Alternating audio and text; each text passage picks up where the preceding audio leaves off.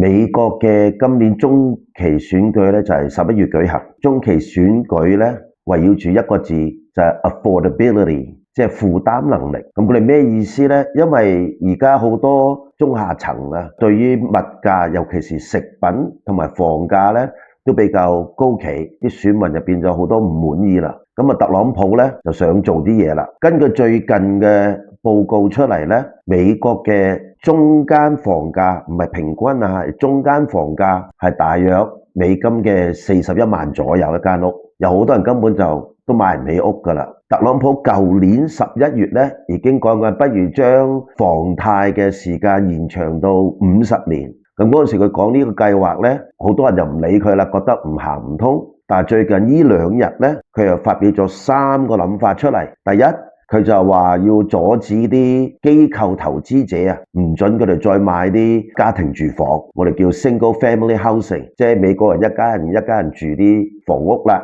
咁佢話直情係唔俾佢哋買，咁你唔俾佢哋買啦，咁即係話將個房嘅需求率降低嘅話，咁啲房價自然又會低啦，係嘛？咁啊，第二樣嘢咧，佢又仲指示緊嘅政府機構 Fannie Mae 同 Freddie Mac 咧，出去市場買2000億美金嘅房貸債券。咁如果佢話將2000億抌落去市場就買呢啲房貸債券嘅話，咁無形中咧佢就想降低個貸款利息啦。咁其實好多人都講呢個貸款利息，就算你掟2000億出嚟都影響唔大，可能影響到少少。況且亦都冇可能一次過掟2000億出嚟，所以咁點樣實行呢？有一個問題啦。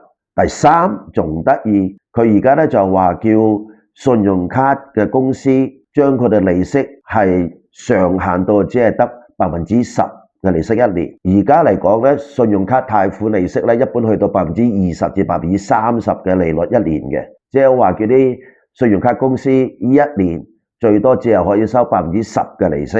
咁個目的又點啊？目的即係話啲人成日用信用卡買嘢啊，或者攞錢出嚟用啊，咁至少佢哋利息還少啲嘅錢多啲喺個身上邊，就可以買多啲嘢啦。其實呢3個政策咧，聽落嚟講咧，其實冇一樣嘢可能行得通嘅。用數話嚟講，真係呢3個佢講出嚟實現嘅機會唔大。但係我覺得而家唔係睇佢邊一樣行得通，邊一樣行唔通。佢呢3樣嘢咁講咧，其實佢即係表現出自己對個經濟上都覺得好迫切要做啲嘢。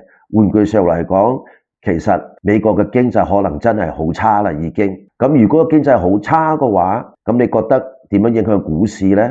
同埋美元呢？大家可以發表下你哋意見。關注我投資理財不迷路。大家好，我係詹教授。